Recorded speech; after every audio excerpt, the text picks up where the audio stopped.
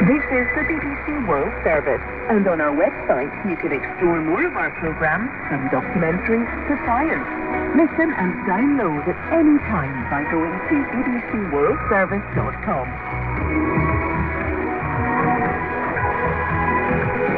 On air, online and on smartphones, this is the BBC World Service, the world's media station.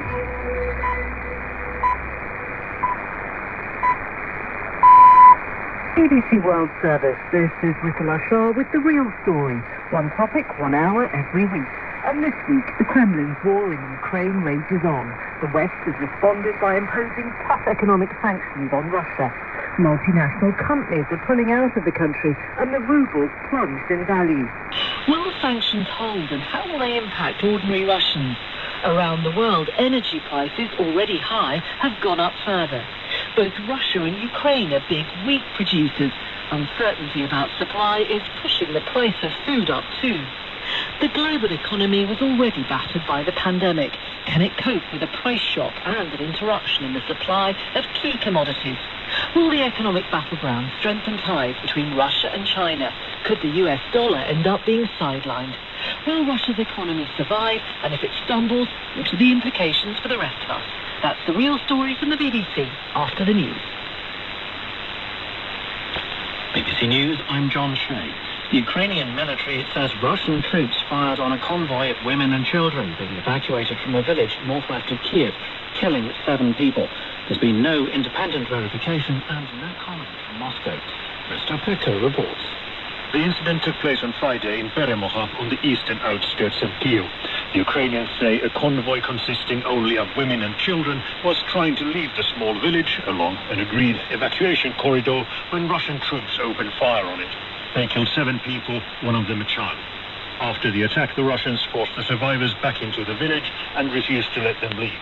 Contact with Peremoha has been lost, and the number of people who were injured is still unknown.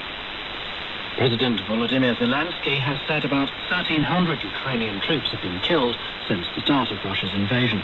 He said far larger numbers of Russian soldiers have been killed, estimating it at some 10 times that number. The figures cannot be verified.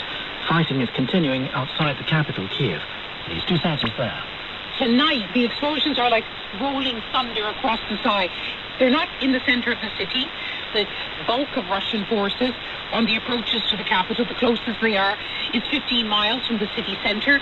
But we do know that there is a smaller convoy to the east of the city. It has been attacked by Ukrainian forces. They're using everything they have, and they're effectively keeping the Russians at bay.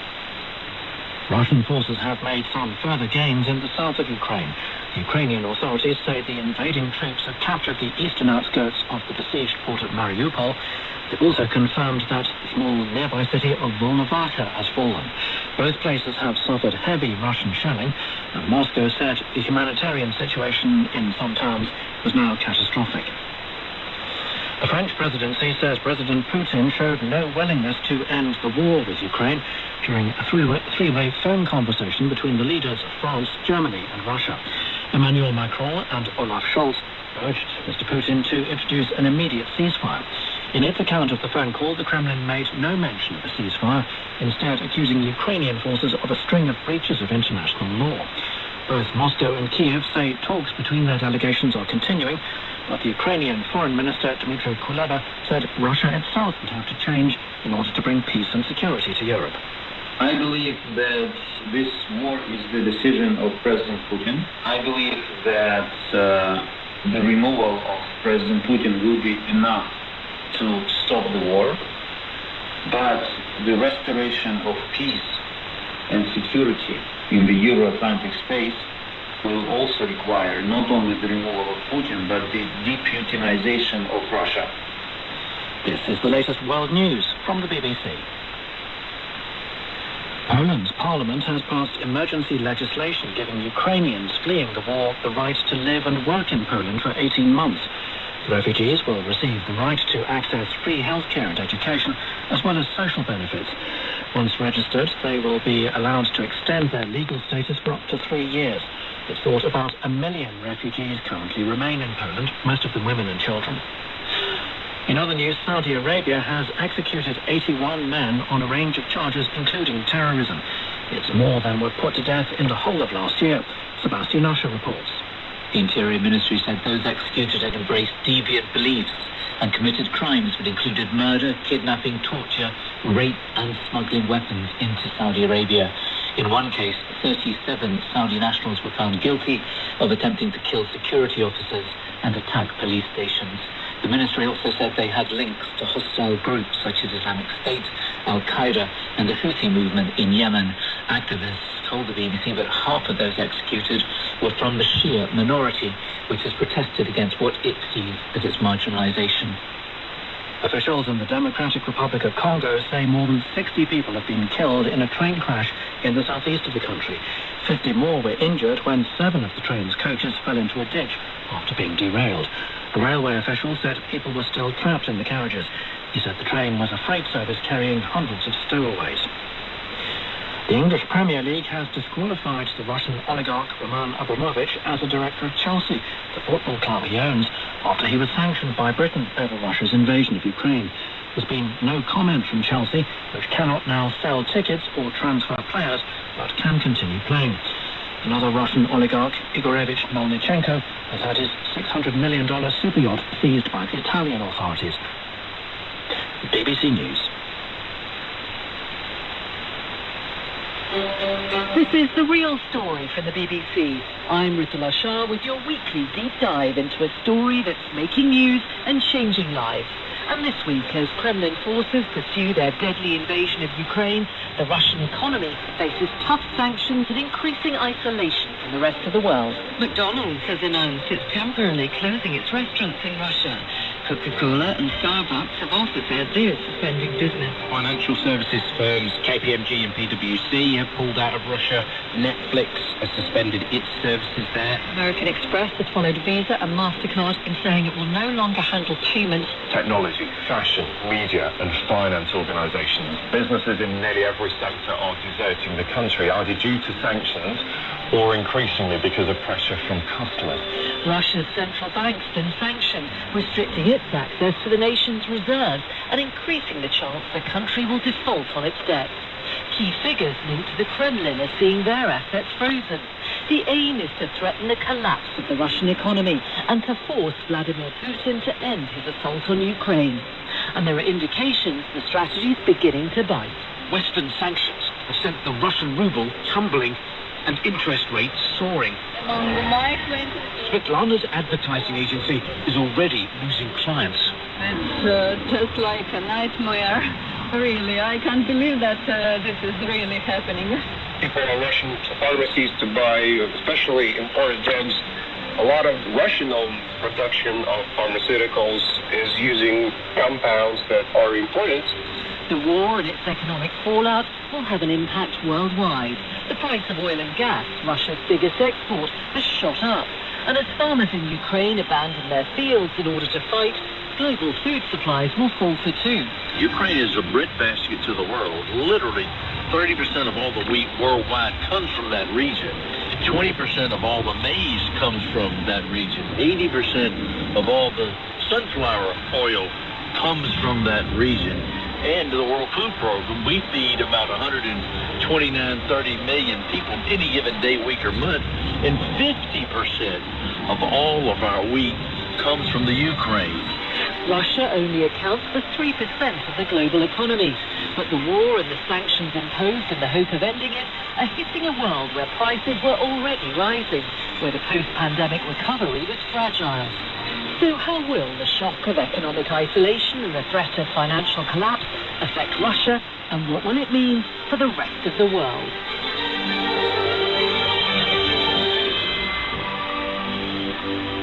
War brings appalling human suffering, as the images from Ukraine make only too clear.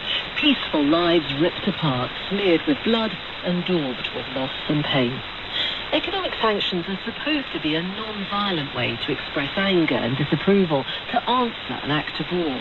These days we talk about targeted sanctions, the implication being they'll be aimed at the most powerful, the most culpable. But the sanctions imposed on Russia are tough and wide-ranging, and the ripples from them will be felt far and wide. We're going to swim in these increasingly choppy waters today to see for ourselves what's going on. Let's meet our panel. Jacob Kierkegaard is a senior fellow at the German Marshall Fund of the United States, and he's also at the Peterson Institute for International Economics. Welcome to The Real Story, Jacob Kierkegaard. Could you give us one example of how serious these sanctions are for Russia? Well, I think we just got one when the Russian government essentially declared itself default, a sovereign default. They basically said, we are going to repay all our foreign debt in rubles, not dollars or euros or whatever else they borrowed. That is effectively embracing near total economic isolation. So yes, this is an absolute emergency for them. A very clear example there. Let's meet our next panellist. Torbjörn Becker is director of the Stockholm Institute of Transition Economics. He also co-edited the book, The Russian Economy Under Putin. Welcome to The Real Story, Torbjörn Becker. The sanctions on Russia have been described as unprecedented. Would you give us an example of how serious they are? Well, we have seen the ruble in free fall, and now the recent announcement that the central bank will not convert rubles into foreign exchange. So making the ruble a non-convertible currency is really a very strong sign of the effects of these sanctions. Another good example, this is about money and who gets access to what. Let's meet our third panellist. Rebecca Harding is an economist and CEO of Coriolis Technologies, a company which produces trade and finance-related data. Welcome to The Real Story, Rebecca Harding. What example would you use to describe the seriousness of the sanctions against Russia? So I think I'd like to take this out and look at examples from previous sanctions against Russia, because we can learn a lot from how Russia will adapt and what the unforeseen consequences might be from last time around. And one of the most bizarre things that happened during the last set of sanctions back in 2014 was that Belarus actually became a major importer and exporter of fish. It imported fish because Russia wasn't able to do that itself under some of the regulations. And so Belarus actually started importing from Europe and then exporting to Russia, and it became a major exporter of fish to Russia. And what that tells us is that the economy does have the capability to adapt, and so we need to keep the pressure on. Absolutely everything is severe, but we also need to look out for those unforeseen consequences. Very interesting. Changes to trade flows, where things go, who buys what and sells what. Very interesting. Well, let's think about this more broadly. Torbjörn Becker, we've talked about a couple of the sanctions there, but what else has been throttled, if you like, by this imposition of sanctions by the West on Russia? Well, I mean, we see that the stock market is still closed in Moscow. The shares that were trading in London basically became worthless overnight, so that's a very strong sign that any Russian asset today is going to be close to worthless what it was before. So I think also, we see people lining up in front of the ATM machines to get their cash out. So it has all of the makings of a very serious economic crisis looking ahead now. And Jacob Kierkegaard, if I wanted to, import Matryoshka dolls from Russia, would I be able to do that sitting here in the UK? You certainly wouldn't be able to, get paid through probably the easiest and normal way of getting paid. And I think even more importantly, if you did that, your business would probably be sanctioned, be subject to pretty strong reactions from a lot of its potential customers. Because I think one of the really interesting, and I think it seems very effective sanctions, is if you can sort of call it weaponized ESG concerns, that basically, companies that invest or buy Russian goods or oil or gas are subject to consumer boycotts. And public opinion, they're worried about their brand. They're absolutely worried about their brands. We saw Shell, which last week bought some Russian oil. Basically, the CEO was out publicly having to repent and say that, that was a mistake. We're not going to do it again. And we've just seen, major financial institutions begin to pull out of Russia as well. Goldman Sachs did so. So yes, fears about the brand value is really an effective sanction. We'll talk about that some more. I just want to think about how this is affecting ordinary people in Russia. It is only 2 weeks into this conflict. Our Moscow correspondent, Caroline Davis, went out and about to gauge the public mood in Moscow.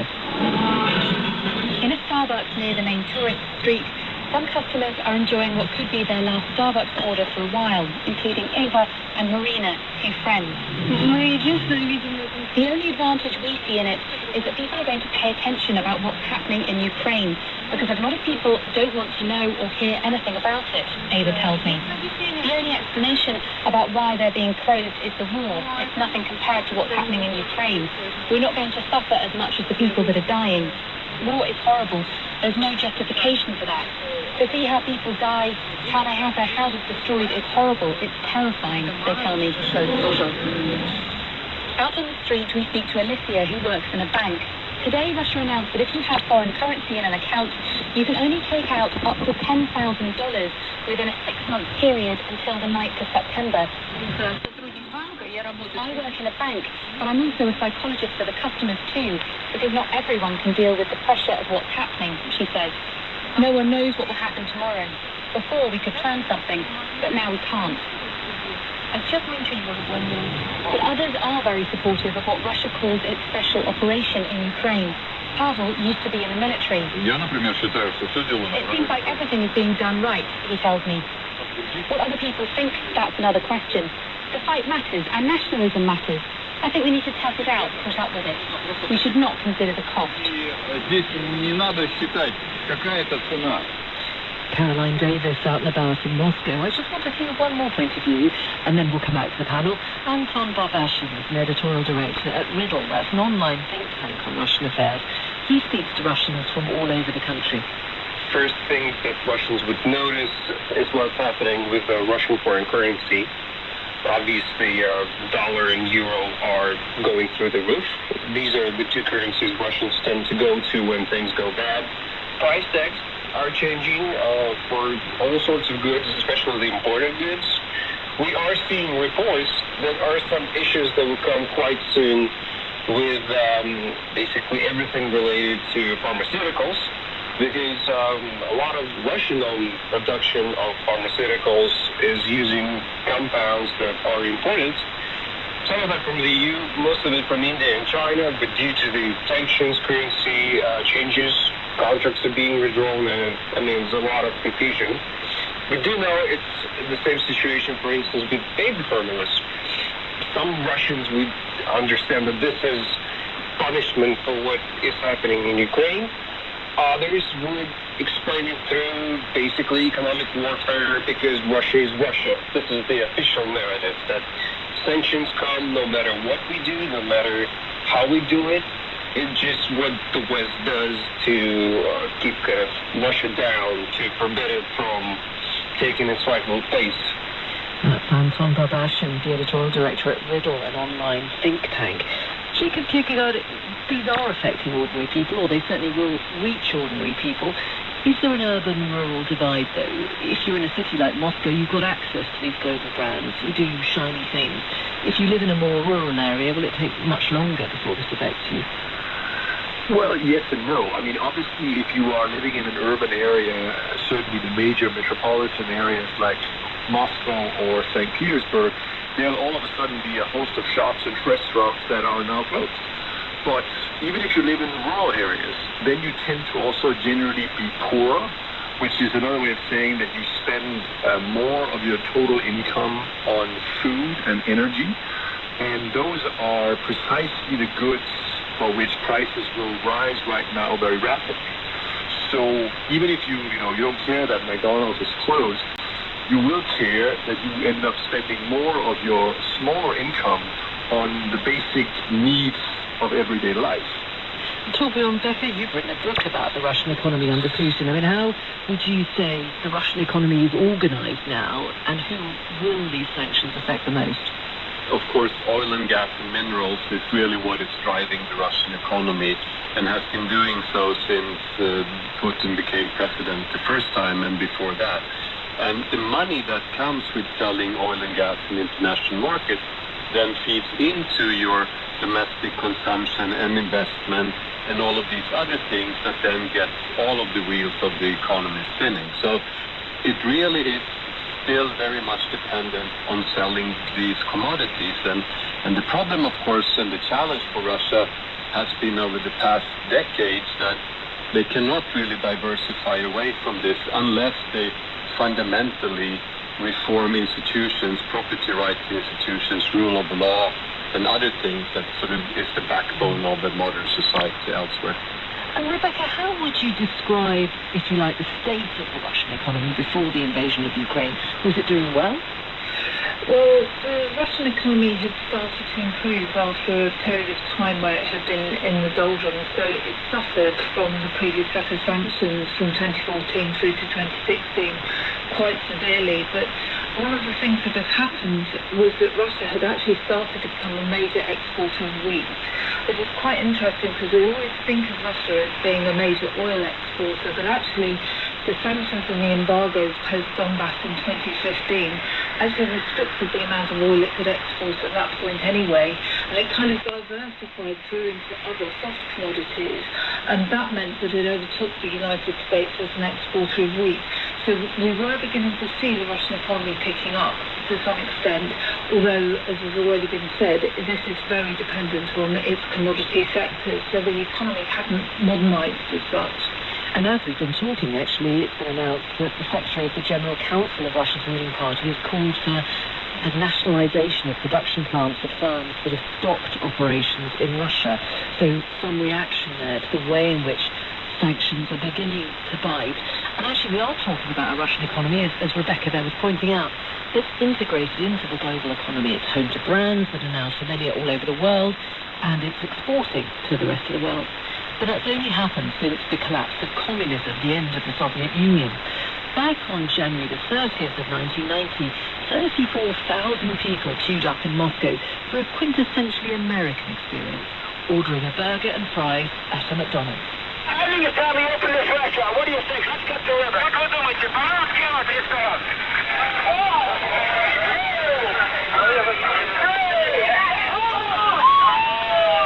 In a country where queues and shortages are rife, McDonald's have brought a taste of capitalist excess. For the hundreds of Soviets here this morning, the attraction is not only to see how the other half eats, but also to confirm their impressions of the noise and razzmatazz of how they imagine the Western world lives. What do you think of the restaurant and the service? I think that the service is excellent. Would you like to see more places like this in Moscow? Certainly I would like to see. Have a nice day. And it's worth noting that many of the Western companies that are withdrawing from Russia are doing so voluntarily, a point that we were hearing earlier. Rebecca, in that transition away from the Soviet economy, Russia did experience massive economic shocks. They were severe, but did they have much less impact on the rest of the world? So what you have to look at is a period of time since 1990 where we've all been globalised, and this is a really important point to make because the shocks that have happened in the past have hit the Russian economy but have lesser effect on the rest of the world for the very simple reason that this energy dependency has been building over the last 30 years since globalisation effectively. And I think this is in the end what makes it very difficult to view sanctions as a one-way valve. It's something that's going to affect the rest of the global economy as well, for the very simple reason that it's very hard for the financial system to extricate itself from all of these relationships that it has with Russian interests all the way around the world. But there's also a very important thing that's going on, which is self-sanctioning. So in other words, banks themselves actually preempting what the regulators might say and not providing the finance into Russia at the moment either. Presumably they're concerned about getting caught up in a sanctions program and about reputational damage.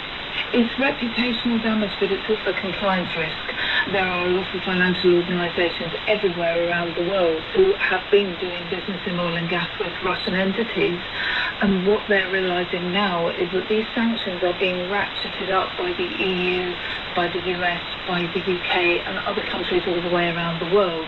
And because they don't know exactly where this is going to end, it's better to do nothing now rather than get into trouble later. And so there's partly a reputational thing, but there's also a very pragmatic thing going on as well. So, great insight there on the impact on global trade and global money flows from Rebecca Harding. Torbjörn Becker, I want to just go back in time a bit, if I may. I mean, I think you worked for the IMF in the past. Just remind us of that transition away from the Soviet economy and those shocks that were experienced by Russia. Well, I mean, you had the early 90s, of course, when you had the first stage of transition. Russian economy really went down very severely. People were lining up in front of the stores to buy very basic commodities, and it was really a very strong sense of economic crisis and collapse, which is of course also then why a lot of people sort of think of the Yeltsin era as a troubled era. And then of course we had the 1998 crisis, the debt default back then by Russia. A lot of foreign investors had gone and bought the domestic bonds in the Russian market, hoping that they will increase in value. Instead, you had very low oil price back then, $10, $12 per barrel or something like that. And, you know, with the Russian default, they had an IMF program that was started back then. But again, as soon as oil prices recovered and started to increase, just at the time of when Mr. Putin became president the first time, they could basically say goodbye to the IMF and keep doing what they have been doing for quite some time and not really reforming the economy in this more fundamental sense. And Jacob, as an economist, you've watched these events unfold too. Why do you think there hasn't been more diversification since those post-Soviet years? Well, I think part of the reason that they're so dependent on oil and gas today is that a lot of their other trade was actually sanctioned when they annexed Crimea in 2014. But I think, fundamentally it also has to do with the kind of regime that Vladimir Putin has created since he took power. He is not a person that, at least to my knowledge, had ever instituted a major set of economic reforms domestically in Russia, and he had the, if you like, dumb luck of taking over in Russia right before the big super cycle in commodities began in the early 2000s, driven by Chinese demand. So he had all this windfall of export earnings from oil and gas come in, as well as other metals that Russia is abundant with, that in some ways he didn't even need to do all the hard work to put in place a functioning, well-regulated market economy, etc. He could just sit back and enjoy the commodity-based rents, which of course is also a source of personal wealth for himself and many people in his government. So they have been quite happy with that. And at least initially, coming out of the very, very volatile 1990s, probably most Russians were happy with it as well. Their living standards started to rise. There was a degree, as you heard of one of the interviews from Moscow, that they were able to plan things all of a sudden. But now, of course, the situation is completely reversed. And now we will have to see how stable Putin's kleptocratic regime ultimately is. Rebecca, do you agree with that analysis? Absolutely, and I think what's really interesting, and you said earlier that you thought that it was looking like Russian oil and gas infrastructures were going to be renationalised, and if you look at the structure of the Russian economy and look back to pre-1990 and the communist era, what Putin is actually doing is trying to keep control over all of those resources, because that reinforces his own domestic standards and his own domestic status, if you like. And I think what's been super interesting is the fact that all the way through, certainly for the last 10 to 15 years, there's been an immense dissatisfaction in Russia that's been expressed about globalization at Munich Security Conference and so on, about how Russia hasn't been fully integrated and hasn't been able to take advantage. And yet there's also been this almost acceptance that Russia has been able to learn a lot about integrating financially into the global system. So from the point of view of the relationship, if you like, in the political economy between power and economics, certainly it's been the case that it's kept the economy back, it's kept the brakes on the economy. Hasn't it modernised to the extent that the Chinese economy has modernised through the process of globalisation? Absolutely fascinating. We have to pause this conversation between our trio of economists just for a moment, because we have to take a short break now. Thank you very much to Rebecca Harding, Torbjorn Becker and Jacob Kierkegaard. Stay right where you are and we'll pick this up right after the news when the real story continues. You're listening to the BBC World Service. The humanitarian crisis in Ukraine is deepening, with tens of thousands. News can come from anywhere, from the other side of the world to the communities where we live. It's now about 13 hours since we were thumped out of our beds by the sound of distant explosions. It can affect each and every one of us around the globe. All it takes is for one side to open fire to blame the other. Wherever you are, we're here to inform you of the latest events as they happen. There's an incoming fire. Kind of alarming. Keep going. The more started coming in closer and closer, it's really incredulous that I could be witnessing what I was witnessing. I keep saying that everyone has to fight its own fight. Our fight right now is here. Stay updated with news on the BBC World Service, the world's radio station. Coming up on The Real Story in the next half hour, a war in Ukraine delivers international sanctions against Russia. The weight of the embargo is bearing down on the Russian economy. There are warnings of shortages and of a default on debt. But the stakes are high, with food and fuel prices rising. How badly will the action affect prosperity everywhere? Will punishing Russia hurt the whole world? That's all coming up after a summary of the news. BBC News, I'm John Shea. Ukraine has accused Russia of targeting a convoy of evacuees near Kiev and killing 7 people, one of them a child. The authorities said the attack took place on an agreed evacuation corridor. There's been no independent confirmation of the incident. The invading forces have continued to shell Kiev, but there have been no signs of an assault on the city.